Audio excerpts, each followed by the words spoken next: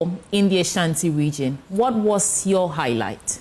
Well, in the Ashanti region, you know, it's a very populated region, and the Ashanti region is well known for the conversation around politics. And this year, it was not different. Yes. Because it was an election year. And the politics in the Ashanti region was one that you can talk of in town. When you walk around town, people talk of the politics and the fact that the Ashanti region would become a determiner when it comes to the 2024 general election.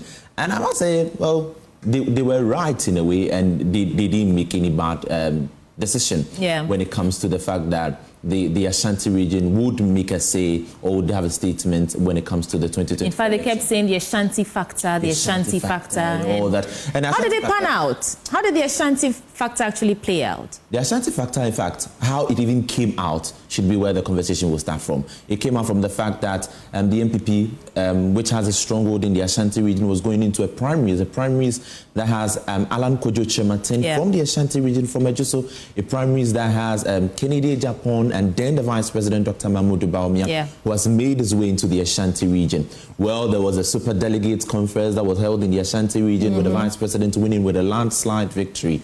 Then after that, they went into the main election. They went to the main primaries. Then they elected the Vice President to go in as the flag bearer for the party. Then his move out as flag bearer, he has to choose a running mate. A running mate, people started talking. We must bring in an Ashanti to come replace or to come in as a running mate. Fortunately, he brought in Dr. Matthew Poku-Prempeh. That's where the whole conversation of Ashanti factor started. And I think that, well, it did go well and not so well. Did it? The MPP. It did go well and not so well for them. And that's how the Ashanti factor came up. Right. And then I want us to talk about some key incidents that marked the year. I mean, from that time that Napo was introduced onto this, in fact, it can go back as far back as the energy conversation, that particular interview you had with him. I just want to, let's throw light on particular incidents that are worthy to note that actually made waves in 2024. And I want you to start with that conversation. I remember when you were asking the then Minister for Energy about a timetable. So I think that interview came up during the launch of the Ashanti regional campaign. I went to cover the event at the KNUST. I realized that there were high-profile figures of the MPP in there, and the then Energy Minister, as a member of the party's campaign in the Ashanti region, he was not named running mate at that time. You could hear big names of people who wanted to come in as running mate, Dr. Mosayawa Duchum, and then the then Energy Minister himself, who then turned out to be the running mate. So I spotted him, and he was not having any interview with anybody. But I'm like, let me go speak to Dr. Matthew Because, Poku-Prempeh. you are brave. Why don't I go speak to Dr. Matthew Poku-Prempeh? I approached him and I asked him, Doc, people are talking about Doomso. And Doomso was a conversation at that time. People were worried about the fact that government is not admitting that there's Doomso. And there's Doom CSA. Well, I asked him about it. He said there's no Doomso, but there's Doom CSA. Doc, there's Doomso. There's no Doomso. You were describing it as Doomso. But people are calling for a timetable, even if you call it as Doom CSA. Well, those who want a timetable should go and draft their own timetable. Those things, then it drove out some controversies, not just in the Ashanti region, but across the country, where people were blasting him for not speaking out their concerns. Because you're my co-host, we can pause here. Let's go to Zoom and speak to our other regional correspondents, and then we continue the conversation. Do you want to usher in Rafiq Salam? Okay, so Rafiq Salam is joining us from WA. Hello, Rafiq. How are you? I'm fine, and how are you also in Accra? Sweetin and I, we are doing very great. Yes, we are fabulous. Rafiq, we're looking for highlights for 2024 as we wrap up today. In terms of the newsworthy stories, in fact, everything really that made waves. What were the highlights for you? For me, thank you for this opportunity. For me, 2024 started well, and then one with the same challenges that the region has been facing in terms of inadequate health infrastructure, deployable roads, and then also the host of other interventions that the country or the region needs. And then also I did this story about a stray child where some where a child was perceived to be treated, and then even they have to take that child to a native doctor from around the Cuba municipality. And that was, we followed the story and brought it to the limelight. And then after that, you know, the baby was taken to the regional hospital, and then after that, saved from what he or she will have gone through. But beyond that, is the usual development roads in the Upper West region that we are having, where we have done several stories. One key road that we have been speaking about has to do with the Tumu and Wa road, which almost the government has promised to deliver, but none of them has been able so far to be able to give it a distribution separator in the region. The other road has to do with now the Wa Kumasi road or Accra. You know, Wa to Accra is about 744 kilometers usual. At least minimum, we used to do like 12 hours from Wa to Accra. Now, going to Accra is about 19 hours, 19 or 20 hours, which is really hell for the people. And so it was something that was on the front burner as far as the campaign we are concerned. Dr. Mahmoud Bawumia, Vice President, spoke about it, and he actually said that they were going to even give it an asphalt overlay before the elections. Dr. John Dramani Mahama also came with a promise that given that opportunity, if he is able to, you know, get power again, get back to power, and then he's going to, you know, fix the road. As he speaks now, the road is not fixed, and then there's a lot of expectations from the people that John Dramani Mahama will actually fix that road. Not only that road, from Sola to Tamale, it's also not a good road. And so, we're still talking about issues of infrastructure. Like as I said last year, what the Upper West needs is not about hospital. I'm not downplaying the issue of this issue of the agenda 111, but I'm saying that if the roads in Upper West region, Upper West is not all that big. If the roads are very good, there's no place in Upper West region that will take you more than 2 hours to go. Right. The where Mama hails from, it's about 142 kilometers from what, and so you can do like 1 hour 30 minutes if the road was good. And so we need to have good roads, have one good hospital, personal hospital, they will take care of the people. And so that's what the people who are really looking up to the new administration to take care of. And then also the issue of fertilizer. Well, you know, me, I'm a farmer, so this year I couldn't farm because there was the fertilizer, there was no fertilizer on site, and so. It looks like we have a network interruption. I wanted him to get to the bit about, you know, we recorded some deaths, some killings in the Upper West region. Yes. I wanted to get a bit of that. But I think we can go to Peter Senu now. Peter Senu is joining us from the Oti region. Peter, good morning. And congratulations, the last day of 2024. Are you with me? Yeah, I'm with you. Good morning. Great. Good morning, Peter. Yeah. So we're looking for highlights. Highlights of 2024. I can hear you loud and clear, Peter. Go. Sure. Okay, for Oti region, the year started, just as Rafi said, on a good note, with the residents from the Nkwanta South.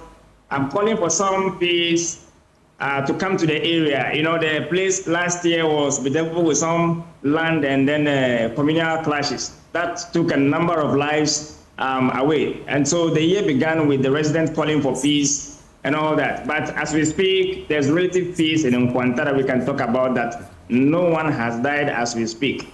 And so fast track to sometime March, April, in the Akan constituency, so to say politically, the demise of His Excellency Rashid Bawa in the Akan constituency. So that took a lot of shine from politics. And so it was a political big week if you come to the Akan constituency.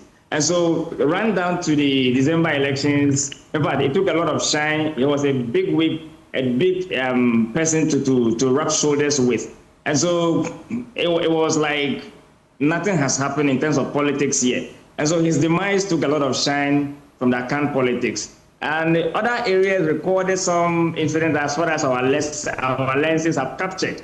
We also traveled down to Damai, the regional capital, where we reported of typhoid cases on the rise as a result of residents' inability to have access to potable drinking water. And that is of significant interest to me, because the then Deputy Water Resources and Sanitation Minister resides in the regional capital. He comes from there, and I know I have followed him. I think the first half of the MPP government, I followed him to tour the whole region on how to improve water delivery situation across the region. And so to go back there and to see that the residents do not have access to potable water and would have to rely on contaminated water leak was a big one for me, because I also move on the run a lot. Right. And if you go there, you cannot cook, you would have to eat. And so we only fall on food from the roadside. And a lot of us have battled or suffering, and still suffering from typhoid infection on and off. And so that is it for me. And since the creation of the region, a lot more of young men have been posted to the region. And so if you have come to serve your nation and only to go back home, spend the little resources you may have gathered to cure yourself, it was a big news for me. So I followed up on that to look at exactly what the causes of the typhoid was or is as we still count. And so the good news to that is that the abattoir, which the meat processing, which could also be a possible cause of typhoid infection, has been fixed, I think, just before the elections. And so as we speak, we may have to follow up to confirm, but my sources tell me that it is in use. But as to whether we have all the installations in place to make it function well, we cannot tell. We only have to follow up and see how that is functioning. Right. And so that is it. Yeah, in the OT region, so far, so good. We are glad that we are ending the year on a good note. But for me, a word of caution, as the year ends, a lot of accidents are happening. Where I am standing now is the 56.4 kilometer Jessica-Ndodo-Pepesu road. It's part of it. And so cars are speeding, and a lot of accidents before the Christmas has happened. And so we can only advise or caution road users and drivers to exercise more restraint as they use the road. And also worthy of note is that the road has started developing some defects that those in charge, Sino Hydro and government, I don't know what the agreement is, but they must come back and fix those portions that we have reported. And so far so good. We can only pray for 2025 to be better than what we have seen in 2024. Sweetie. Well, Peter, I'm sure that while you engage the people, they tell you the expectations from the new government in 2025. What do you think would stand out for the people of the OT region in 2025 as we begin to swear in President Mahama on the 7th of January? That's right, Anna. Well, OT region used to be part of the Volta region, and so it's still an appendage of the Volta region. NDC enjoys more votes, more political will still from the OT region. And so for them, it is a new chapter for them to see how they handle the OT region. Right. Because MPP, the outgoing government has done a lot. I must confess that in terms of infrastructure, the outgoing government has done well compared to what used to exist. So it's a new chapter for the new government to match up, or better still compare itself to what the outgoing government has done. And so the expectation is high, but just as the politicians have cautioned, we must expect, our expectation must be measured. And so we are here, we are waiting to see what exactly will happen. Of course, Dumso is rearing its ugly face, and I don't know how the new government is going to handle that. Already, it's having a toll on businesses. I see people who are operating cold stores resorting to their generators just to keep the system running. And so expectations are high, but only have to be, measured in what we expect from the incoming government, knowing what is existing on the ground. Nana. Thank you so much, Peter Senu there from the OT region. But before you bring in, is it IV Setoji, I want to see if I can go back to Rafiq Salam. Rafiq, if you're with us, I think your network interrupted your flow, but can you talk to us as well on the killings that were witnessed this year, I mean?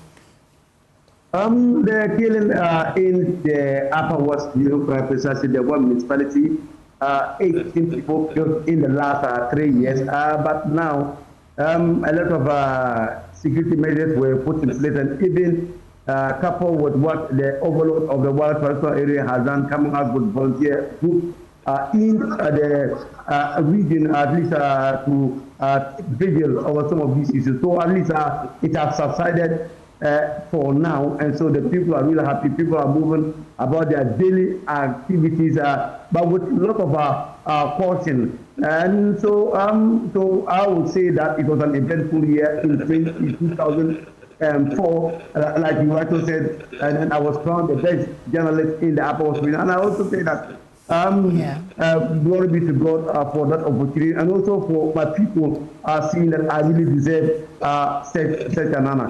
But also going to the expectations of the people of the Upper West region regarding this new government. The people of the Upper West region doesn't need anything apart from talking about good roads, having potable water for them to drink, and so that's what they are looking into the exam. But you see, my deepest worry, before I come back, I had that opportunity, I think a week ago, when I bumped into John Draman Mama President-elect in Tamale, and I had this opportunity of telling about the need to pick this road from Wale, and also Masi, and also talking about the Sistala area. I just even told him that, you see, that my mother is his girlfriend, and so he needs to take that place. That's good.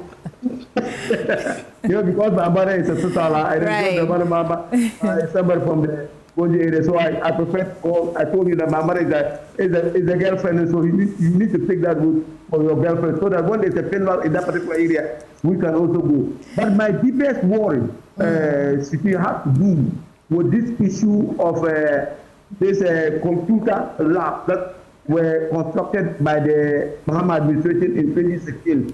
In the one municipality, we are talking about the original computer library here. It has been here for 8 years. It was not used. It has not been used, and it's still there. And so yesterday, I had that opportunity to tell the regional minister that this thing should work. The nonsense must stop. And so immediately they had to relocate this particular place to the Ghana Immigration Service. For 8 years, it was commissioned by Dr. Omani Boame. 8 years, it has been there, overtaken by grass.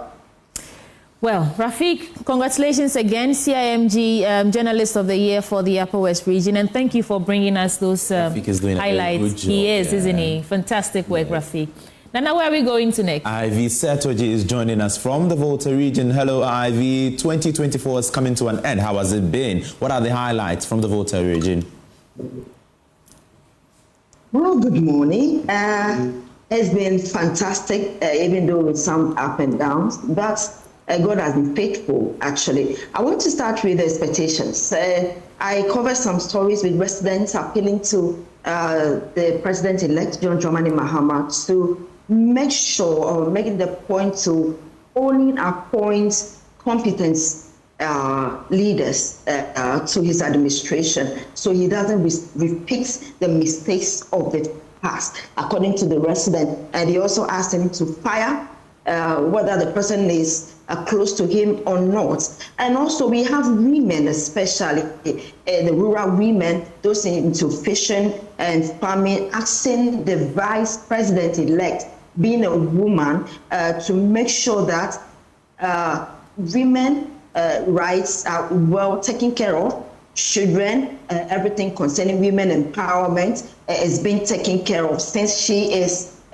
going to be she is now the vice president. So issues with women is very paramount to the women in the Volta region. Issues with women and children. And now they also spoke about the premise fuel, where politicians are allegedly holding the premise fuel, making it impossible for the fisher post to get enough for their fishing activities. I also covered a story on rural farmers, and that's the rural women farmers in the Angoga districts, where they complain about climate change. They complain about a lot of issues that is hindering their progress as rural farmers, and they are asking the vice president-elect again to help them, especially, you remember Mahama promising banks for women. The vice president also promised banks for women, and so they want that her to facilitate that as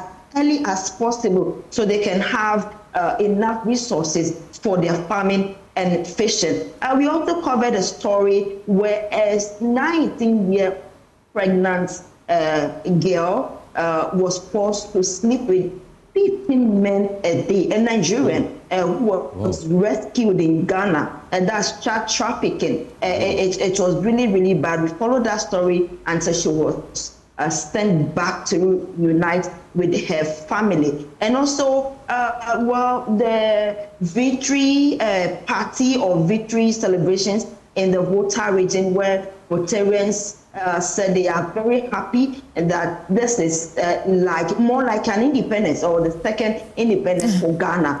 But they are expecting the John Dramani Mahama and his vice president to do a lot, because they have a lot of expectations. So if you look at the Aplau whole road, it's very terrible. It's been there for years and nothing has been done about it. Residents want something urgent to be done about that road, and also water issues, sanitation issues as well. I had the opportunity to ask the president-elect some questions. One particular one was the coastal erosion. The tidal waves in the coastal line. That's the Keta and all those places. So I had that opportunity, and he promised doing something about the issue. So we are hoping that something is done about the issue. So that's the highlights of it. Well, yes. Ivy, I'm sure that in the Volta region, one seat, not even to be sure, one seat that came as a surprise to me is the Hohoi seat. John Peter Mewu losing the seat in Hohoi. He took it from the NDC. Now he's lost it back to the NDC. How is the mood in Hohoi? Well, it's cool. The residents of Hohoi are going by their normal activities. Some of them feel that it is time for the NDC to have the seat back so they can have more development. Mind you, Amawu has done a lot of development in Hohoi district. Yeah. That is a fact. But I don't know, the dynamics and everything that happened in a way was more like a shock. But trust me, the NDC this time around was very, very solid on the ground. They were so vigilant. According to our findings, they were so much on the ground, especially their grassroots campaigners or guys and ladies who were on the ground. So that played a lot. You remember what happened to NDC in 2016? Yeah. According to residents, exactly what happened to NPP. There was apathy. And so the people were angry and they were not able to vote for NDC. If you remember that issue. And the same thing that happened. So the residents were like, the NPP should have learned some kind of lesson from that year, 2016. But they couldn't. And so exactly what happened to NDC in 2016 is what is happening. And so, of course, the residents are happy that the NDC took back their seat, and they are hoping that the new MP, Walanyo, is able to deliver on his promises, especially the president-elect and the vice president-elect. I am not concerned about the vice president-elect. That's all that time will allow us. But our number, Anyabiabia Mamleto, Georgina Unto.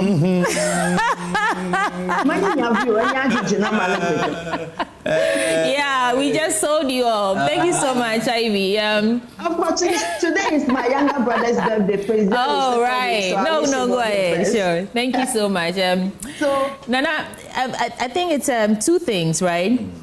Rafiq Salam talks about roads. And then Peter Senu talks about they see the biggest road infrastructure this year compared to what have been done in previous years. And then Ivy is also talking about, did she mention roads? She talks about roads and talks about the expectations of the people. And it's really about women development in the Volta region. I wanted to ask you some few questions about that, but before we leave, I would ask you something. Okay, so let's go to Martina now. Martina Bugri is coming to us all the way from Tamale. Martina, we are talking about highlights and expectations for the coming year. How has it been for you in Tamale as our regional correspondent? What are the stories that really made waves?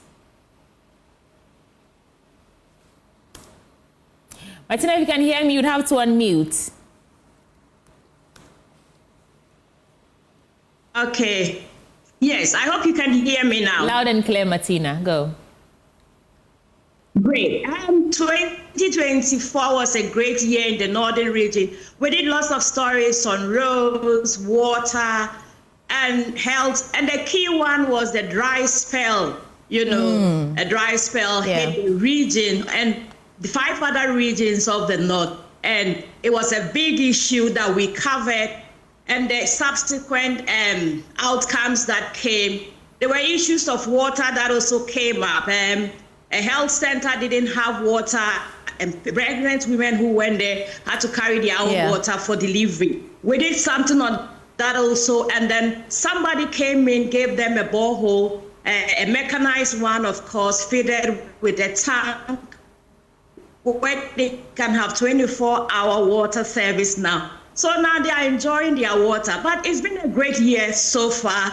I mean, as the year comes to an end today, the northern region was great. Issues of elections, but the highlight was the elections and the killing of somebody in the Tolong district. That was one of the biggest things that happened in the region.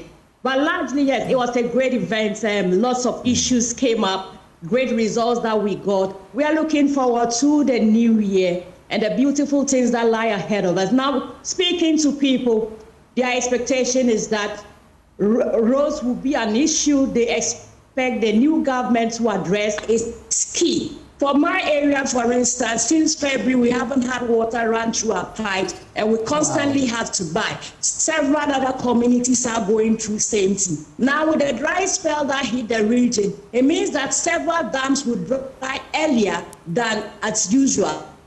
And so it means that they would have to do something in the sector of water so that people...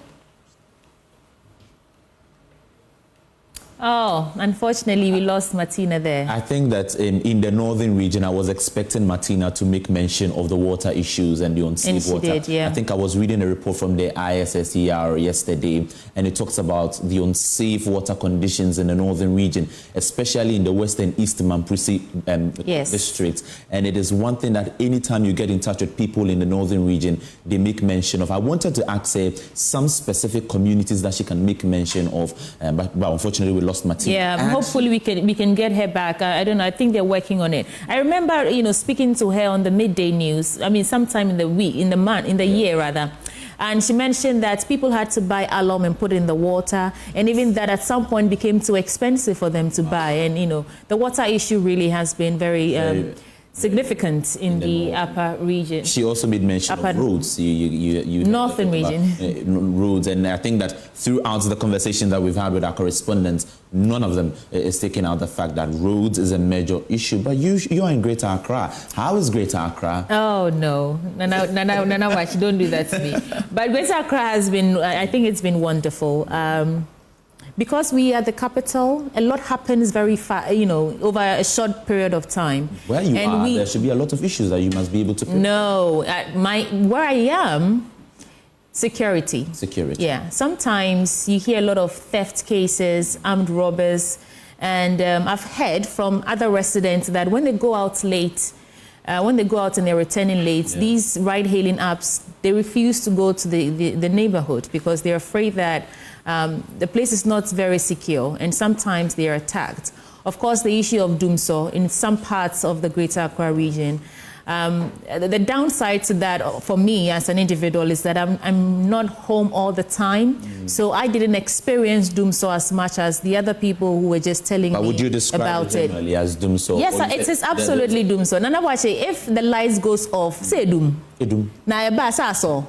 So, I mean, it's Dumso. I know that that the word was coined to describe that really bad situation that we had where we could go weeks without light. But absolutely, we still don't have uninterrupted power supply. As long as it goes on and off. It is Dumso. I don't know where the argument is there. But this morning on the news review, I saw that someone was telling me that a particular town was completely dark. Was this Sechi? I'll find that. And Sunyane was completely dark. Remember that we've populated the meeting ID and passcode on our social media platforms and even right on your screens. So you watching us can also join the Zoom and we get to hear your stories that make up the highlights for you. And also not forgetting that we have a female vice president, and you are interested in it was a great year for women. Women development. How do you take it as a woman? So let me tell you this story. There was an argument in the newsroom before we went on a break about what really Nana Jane can do as a vice president, because whether or not she has limited powers or none at all is a question or an argument you can make. But I also believe that as the very first female vice president of this country, it would augur well for her to try and break the, change the status quo. Whether or not she has powers, to actually do something for herself, leave a legacy independent of the administration as the first female vice president, it's something she can absolutely do. But she can actually, even if she doesn't have powers, as a woman, she can influence. And that's the thing, that's a beautiful thing about women that often we overlook, right? Women know how to influence and know how to make, I don't want to say men, but everyone really, make or do things that originally you wouldn't think to do. And she has a very rich background of experiences, so she can really leverage on all that to do something for her legacy as the very first female vice president of this country. I know the expectations are high. Huge expectations, huge expectations, especially with the fact that the president-elect says that he is going to set up the Women's Development Fund and she is going to head all those things. People are expecting her to cross borders, not just to limit herself to the role that will be given to her by the president. I'm just hoping that she can perform. But do you see her coming in for president? Oh, good Lord. I hope. I don't know. I don't know. But let's not forget that this year has been a good year for women.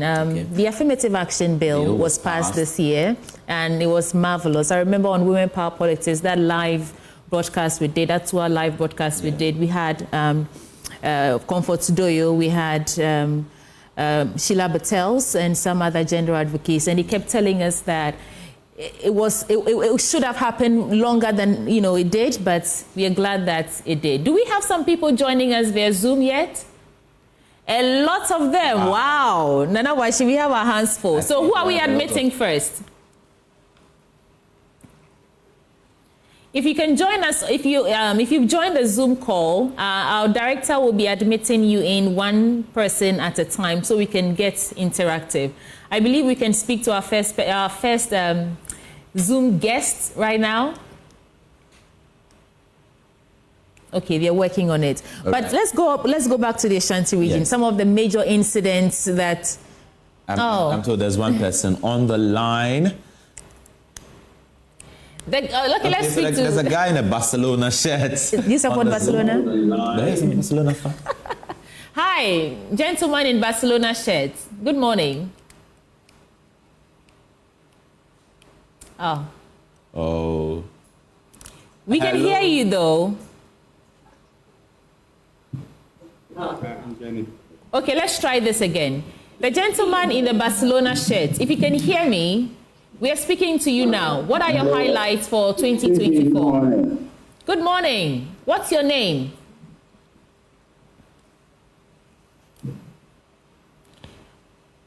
What's your name?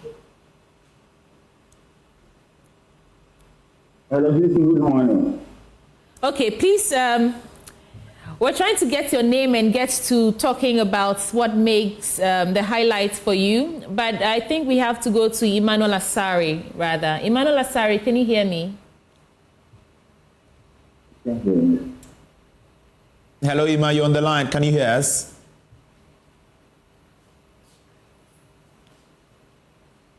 Emma, if you can unmute for us so you join the conversation. Hello? Yes, Emmanuel, thank you. Hello? Yes, Emmanuel, we can hear you. Looks like a... Hello? We can hear you, Emmanuel. Yeah, good. Okay. Well, did we have those internet interruptions this year as well? Do you remember when we had the fiber issues? Yes. Was it this year or last year? No, it was this year. It was this. My good Lord. Let's not get confused.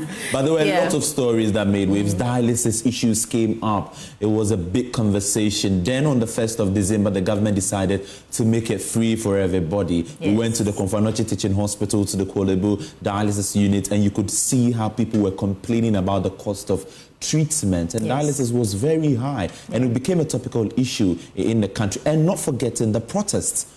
The numerous protests against illegal mining and the fact that Erastus has been awarded yesterday. Galamsey became a topical issue this year. People were on the street, stop Galamsey now. And the documentaries that Joy News we placed out there. And so it was a very big topical issue this year. And I'm told that we have some few people joining us on the line. Emmanuel Asari, you're back. Can you hear us? What were some of the topical issues that you can remember in 2024?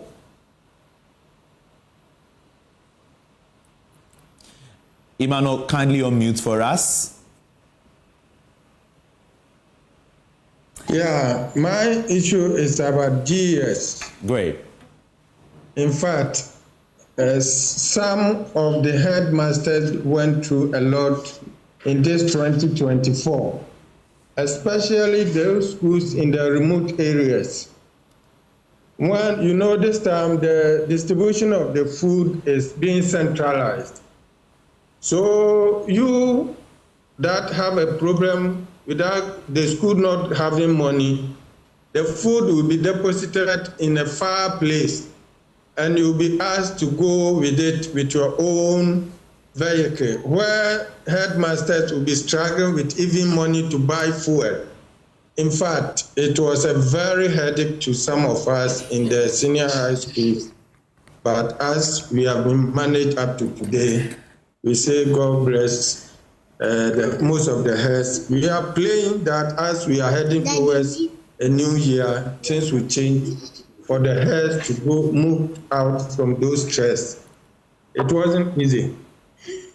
Well, thank you so much, Emmanuel. We also have Masawudu on Zoom with us. Masawudu, it's time for us to hear your highlights. Unmute and speak to us. Morning, we can hear you. Go.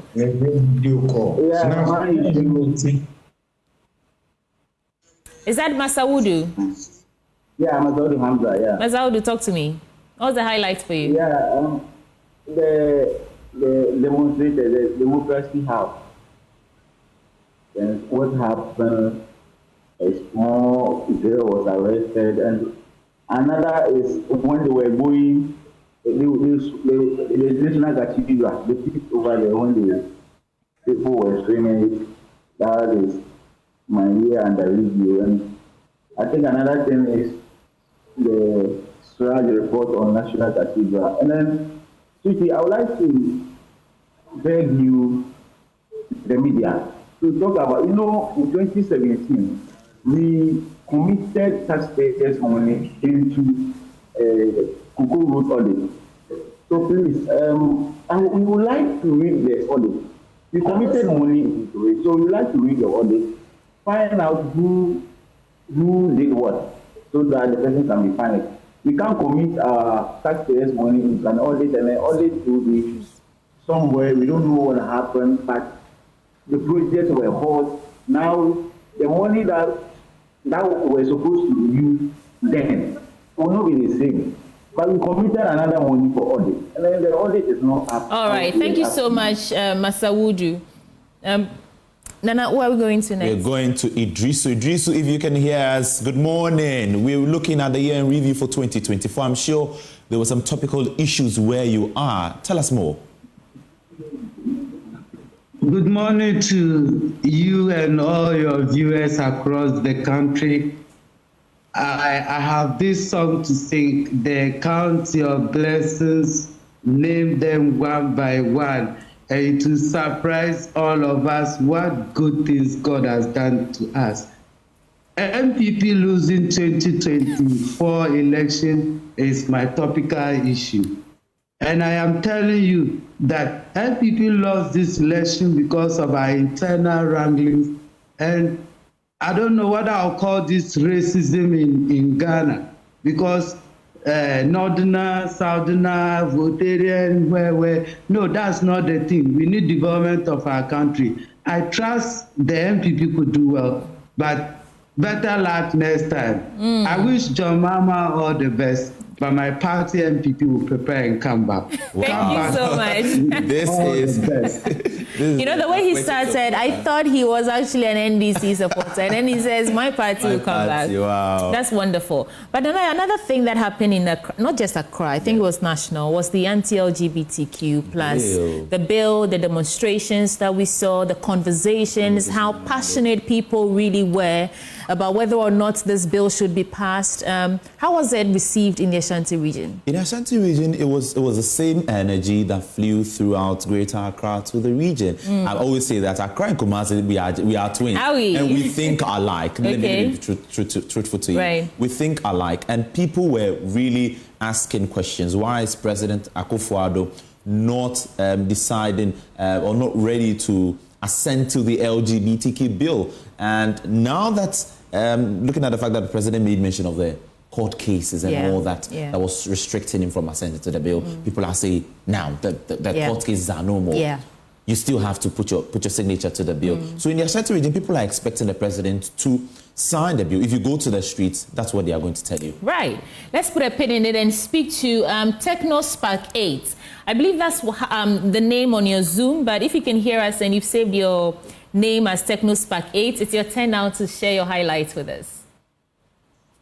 You would have to unmute and speak to us. Oh, there you are. Hi. What's your name? I'm the president of Jebuna Demu. Okay, Mr. Demu, talk to us. What was the highlight of 2024 for you? Okay, for the first time, I join you people now. Say Happy New Year and Merry Christmas to you. Thank you. But talking about the 2024 election, all the Ghanaians, we can see that we have come in pace to vote.